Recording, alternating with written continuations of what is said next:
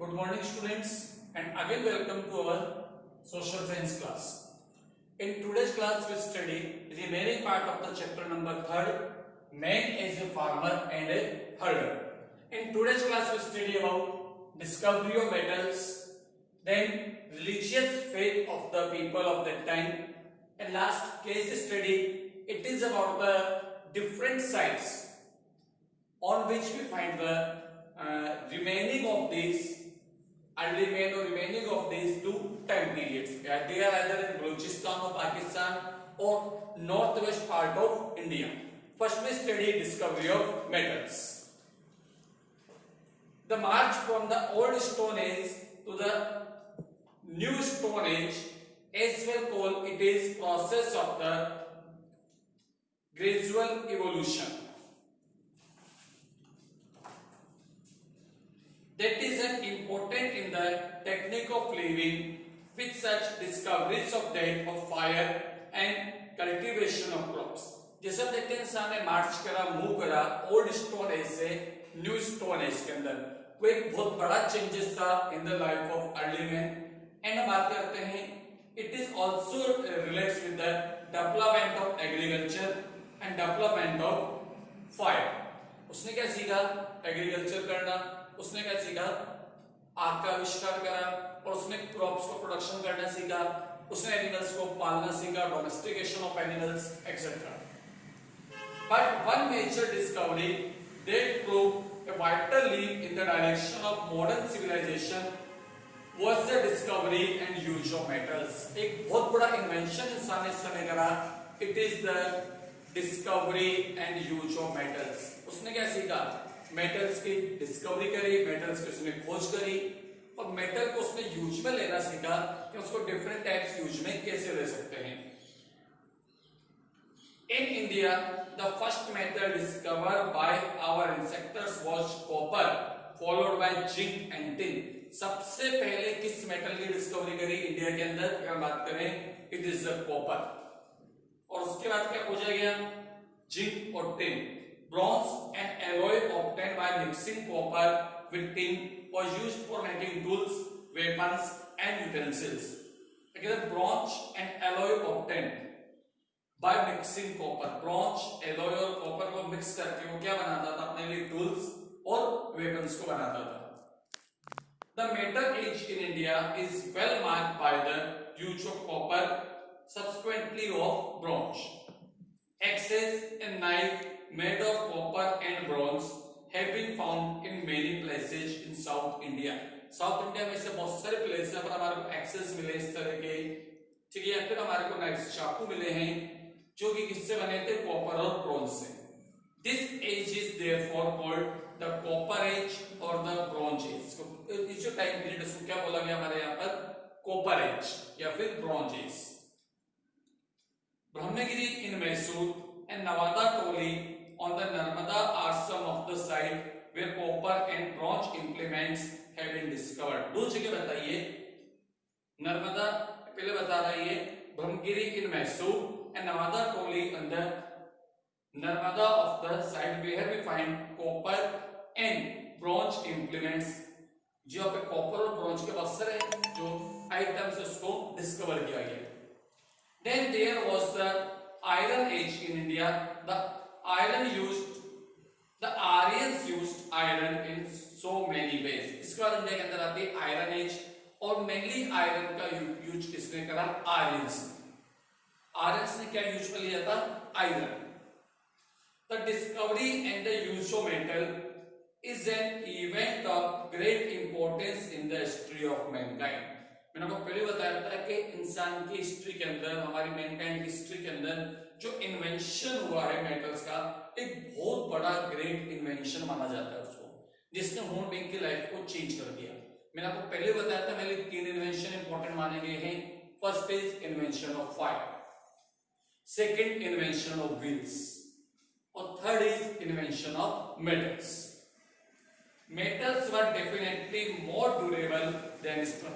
आपको मालूम है, मुझे मालूम है, metals are more durable than stone. Stone से ज्यादा मजबूत होता है मेटल और ज्यादा ड्यूरेबल होता है. जैसे आपका स्टोन गिरा तो टूट जाएगा, मेटल के केस में ऐसा नहीं होगा. So they could be used for making stronger tools and implements. वो मेटल के यूज से अपने जो टूल्स है उनको स्ट्रॉन्ग बना सकते थे और उनको अच्छे तरीके से इंप्लीमेंट कर सकते थे, काम में ले सकते थे। Next we see their religious faith. उनके क्या रिलीजियस फेथ थे, धार्मिक क्या थिंकिंग थी, उनकी क्या भावनाएं थी, वो लोग क्या करते थे about the religion. In the old stone age man was always busy in gathering his food and hunting animals. Old stone age में इंसान किसमें बिजी था, पहले दो ही काम वो कर रहा था, गैदरिंग द फूड और हंटिंग द एनिमल्स, जानवरों का शिकार करना और अपने लिए खाने का सामान, खाने पीने की चीजों को इकट्ठा करना। He had no time to think about religion। उसके पास इतना समय नहीं था कि वो रिलीजन के बारे में सोच सके। वो मेनली क्या करता था, जानवरों को मारता था और अपना खाने का सामान इकट्ठा करता रहता था। But in the Paleolithic age, things have greatly changed। बाकी बाद में क्या हुआ, जो थिंग्स से बातें धीरे धीरे चेंज होने लगी। He began to worship and benevolent power of nature like the sun god, the sky god and the earth goddess। उसके बाद इंसान ने सबसे पहले जो नेचुरल पावर्स हैं उनको उनकी वर्शिप करना स्टार्ट करा, उनकी पूजा करना स्टार्ट करा। जैसे सन गॉड, वो सूरज की पूजा करता था क्योंकि सन हमारे को क्या दे रहा है, एनर्जी। हमारे को सन से क्या मिलती है, रोशनी मिलती है, एनर्जी मिलती है। तो इंसान ने सबसे पहले सन की पूजा करना स्टार्ट करा। द स्काई गॉड, आकाश की पूजा करता था क्योंकि आकाश के बादल से बारिश हो रही है, कभी बिजली चमकती है, कभी बादल गरजते तो डर भी जाता था और इन सबको क्या मानता था कि उसके ऊपर कोई मुसीबत या विपदा आने वाली है। एंड द अर्थ गॉड, तीसरी पूजा करता था अर्थ की, क्योंकि अर्थ से हमारे को डिफरेंट टाइप्स के आइटम्स मिलते हैं और प्रैक्टिकली देखा जाए these are very important. Priests offer prayers and say hymns in their place. जो पुजारी थे वो लोग क्या करते थे, प्रेयर्स ऑफर करते थे, मतलब उनसे भक्ति पूजा करवाते थे, ठीक है, और डिफरेंट टाइप्स के वो लोग भजन वगैरह गाते थे। Death was still a mystery. अब मृत्यु, डेथ इंसान के लिए उस समय भी एक मिस्ट्री थी, आज भी एक मिस्ट्री है। आगे वो समझ नहीं पाया व्हाट इज डेथ, डेथ क्या होती है, इवन डेथ के बाद क्या होता है, nobody know. Some regarded it as a journey into other world from where nobody was returned। उनका ऐसा मानना था कि ये अगली हमारे लिए जर्नी है, एक यात्रा है जिससे कोई भी वापस नहीं आता। The dead men were buried with all such things that a man would need during his long journey। जैसे किसी इंसान की डेथ होती थी उसके साथ उसके जरूरत का जितना भी सामान है वो काम में लेता, उसको भी गाड़ दिया जाता था। और उनका ऐसा मानना था जिससे वो अगर या तो दोबारा जिंदा होगा या नेक्स्ट वर्ल्ड में जाएगा तो सारी चीज की रिक्वायरमेंट उसको होगी। तो जैसे किसी पर्सन की डेथ होती थी तो उसको गाड़ते थे और उसके साथ उसके जो ड्यूरेबल, उसके जो यूजुअल आइटम्स हैं उसको भी काट दिया जाता। So these are the religious faith. Now we study case study. It is about the north east and north west part of our country where we find different things about this new stone age, or we can say that about this time period. As discussed above, sites of Neolithic culture have been found in many parts of India, particularly in the northeast and northwest part of the country।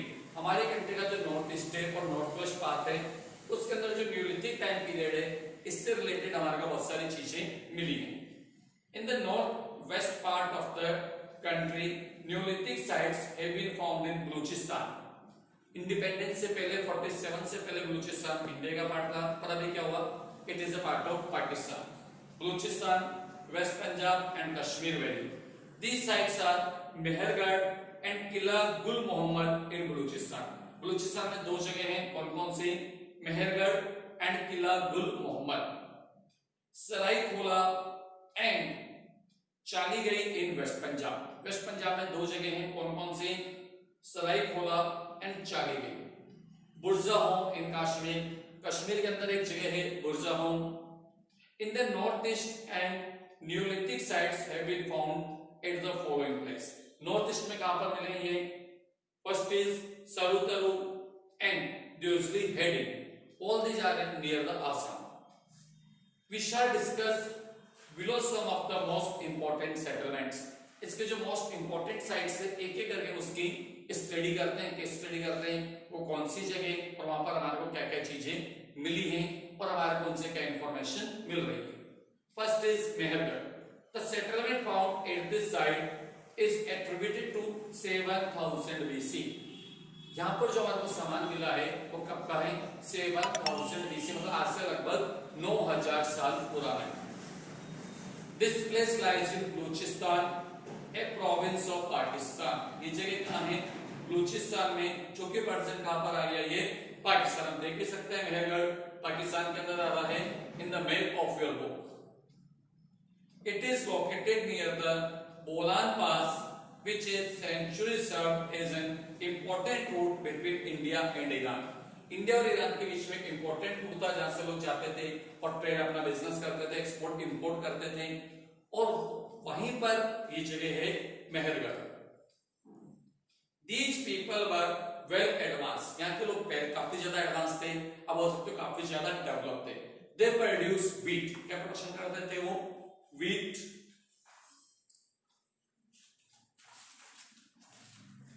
They produce wheat, cotton, etc. and lived in mud brick houses। According to some scholars, Mehergarh was probably one of those places where men learned to grow barley and wheat and rear sheep and goats for the first time। कुछ scholars कहते हैं कि ये पहली जगह है कि जहां पर इंसान ने क्या करा? वीट और बोल सकते हो बार्ले को उसने पैदा करना सीखा, उनकी खेती करना सीखा, और उसने शिप और गोट्स को डोमेस्टिकेट किया, उनको पाला। It is also one of the earliest village to be discovered by archaeologists who are excavating this settlement। They found the skeleton of bones of different animals with tails and wildlife, deer, pig, sheep, goat and cattle। वो कहते हैं पहली जगह है कि जहां पर इंसान ने, पहली जगह जहां पर इंसान ने क्या करा? डिस्कवरी करी। किस चीज की डिस्कवरी करी इंसान ने? फर्स्ट टाइम पर यहाँ पर विलेजेस, उन्होंने विलेज बना के रहना स्टार्ट करा, और यहाँ पर बहुत सारे जो एनिमल्स है उनके बोन्स भी मिले। अब ये एनिमल्स दोनों तरह के, कैसे? जैसे कि आपके डोमेस्टिकेटेड एनिमल्स और wild animals. Remains of both square and rectangular houses have been found at Mehrgarh. दोनों तरह के हाउसेज मिले यहाँ पर, स्क्वायर और दूसरा rectangular. Each house had many compartments to live and store grains। हर घर में बहुत सारे पार्ट्स, जैसे हमारे घर में कमरे होते हैं, ऐसे अलग अलग पार्ट्स बने रहते हैं जहाँ पे वो लोग ग्रेन को स्टोर करके रखते थे और खुद भी रहते थे। Several burial sites have also been found at Mehergarh, which suggests that people paid respect to their dead relatives and ancestors। अब वहां पे खुदाई में बहुत सारी ऐसी जगह मिली कि जहां पर वो लोग क्या करते थे? उनके जो बोल सकते हो सीनियर पर्सन की डेथ हो जाते हैं वो लोग गाड़ देते थे। From the excavator of this site, it is found that in the initial stage before 5000 BC, these people did not use any pottery। इससे एक चीज और पता चलेगा 5000 BC ये लोग किसी तरह के पॉटरी को, मिट्टी के बने हुए बर्तन वगैरह को काम में नहीं लेते थे। Second is Burzahom. एक इंपॉर्टेंट साइट और कौन सी है? Burzahom. This site lies 16 kilometre north west of Srinagar in Kashmir. Kashmir की कैपिटल श्रीनगर से 16 किलोमीटर दूर एक जगह है बुरजाहोम। Some of the distinct characteristics of this Neolithic culture are its dwelling pits, a great variety of stone and bow tools, a large number of ceramic, means clay products, but complete absence of microlithic, it means small stone tools। यहाँ पर बहुत सारी unique चीजें मिली है, पर साथ ही साथ important क्या है यहाँ पर? ये जो स्मॉल स्टोन टूल्स हैं वो यहाँ पर नहीं मिले। अब यहाँ पर हमारे को क्या क्या मिला? जैसे इसमें लिखा हुआ है ड्वेलिंग पिट्स, बहुत सारे तरह के हमारे को स्टोन्स मिले, बो टूल्स मिले, और क्ले, बहुत सारे हमारे को क्ले प्रोडक्ट्स भी मिले। They lived on a lakeside in pits and depended on hunting, fishing and agriculture। इंसान कहाँ रहता था? नदी के किनारे, और मेनली क्या करता था? हंटिंग, फिशिंग मतलब मछली पकड़ना, एंड एग्रीकल्चर, खेती करना। These people used not only polished tools of stone, but what is more interesting, they use numerous tools and weapons made of bones. एक चीज इंटरेस्टिंग हो रहा है यहाँ पर कि इंसान क्या करता था, बोन्स से बने हुए बहुत सारे टूल्स और इंप्लीमेंट्स को यूज में लेता था. Another interesting thing about these people was that they used to breed domestic dogs with their master in their graves. एक चीज बताएं कि ग्रेव्स के अंदर जैसे इंसान की डेथ होती थी तो उसके साथ उसका जो आप बोल सकते हो डोमेस्टिकेटेड डॉग है, जो पालतू कुत्ता है, ठीक उसको भी वो लोग गाड़ देते थे. इंसान की डेथ होगी, उसको जमीन में गाड़ रहे हैं, क्या कर रहे हैं वो, जो वहां पर डॉग है उसको भी साथ में वो गाड़ देते हैं ताकि फ्यूचर में उसके वो रखवाली कर पाएगा, उसका साथ दे पाएगा. Pit dwellings and placing of dogs in the graves of the master were not the practice of the Neolithic people in any other part of India. पर यहाँ के अलावा कहीं पर भी किसी अदर पार्ट के अंदर हमारे को चीज देखने को नहीं मिली. सिर्फ कहां पर मिली हमारे को, बुरजाहोम में. The earliest date of Burjahom is placed by the archaeologists in about 2400 BC. उन्होंने जो उसकी अर्लियर डेट फाइंड करा कि 2400 BC तक यहाँ पर लोग रहते थे और वही इनकी बोल सकते हैं से लास्ट डेट थी. Last is Sarutaru. This site lies near Guwahati in north eastern part of India. India का नॉर्थ ईस्ट का इंपॉर्टेंट स्टेट है आसाम. वहां पर एक गुवाहाटी के पास में सरुतरु एक जगह है, वहां पर हमारे को इस तरह के इंप्लीमेंट्स मिले. A large number of neolithic tools have been recovered in Sarutaru and the adjoining hills of Assam and Garo hills of Meghalaya. Assam के अंदर जो हिल्स है और इसी तरह से मेघालय में जो हिल्स है जिनका नाम है गारो, उनकी बीच में जगह है. The north eastern tools now polished stone axe with rectangular butts and occasional shoulder holes. अभी क्या होता है, उस समय जो उनके टूल्स हैं वो पॉलिश्ड हैं और इवन पहले से ज्यादा वो शार्प करते हैं. A close study of these and other sites in the northwestern and northeastern area show that the Neolithic settled were the earliest farming communities in India. India की सबसे अर्लियर फार्मिंग कम्युनिटीज थी कि जिन्होंने अब बोल सकते हो फर्स्ट टाइम पे सेटल्ड वे में फार्मिंग करना स्टार्ट किया. They dug the ground with stone hoes and digging stakes fixed with ring stones. They lived in rectangular or circular houses made of mud and reed. They lead a settled life and produce different kinds of crops like wheat, rice, barley, ragi और grain and also cotton. जिसमें हमने पहली बात किया, इंसान खेती करता था, सेटल लाइफ लेता था, wheat, barley और सारे तरह के क्रॉप्स का प्रोडक्शन करता था. These people were now on the threshold of civilization. मतलब ये पहली स्टेप थी जहां से civilization begin हुआ. You have to, this is the our third chapter which we read completely. Now you have to write the key terms in your notebook, just like Neolithic period, Paleolithic period and archaeologists. इनका meaning आप लिखेंगे आपके notebook में की terms में. Then we solve the exercise of this chapter in the next class and I will send you all the answer of this exercise. I repeat again, choose the correct answer, fill in the blanks और tick the correct answer. ये आपको आपकी notebook में नहीं करने. आपको क्या करना है, answer the following in 30 to 40 marks, answer the following in 60 to 80 marks, distinguish between and give reasons.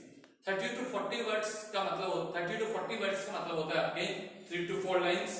60 to 80 words का आपका मतलब होता है 6 to 8 लाइन. ये जिनका आंसर 6 to 8 लाइन में आएगा और 30 to 40 वर्ड्स का मतलब 30 से 40 वर्ड्स मतलब 3 to 4 लाइंस में आएगा. I will send you all this in the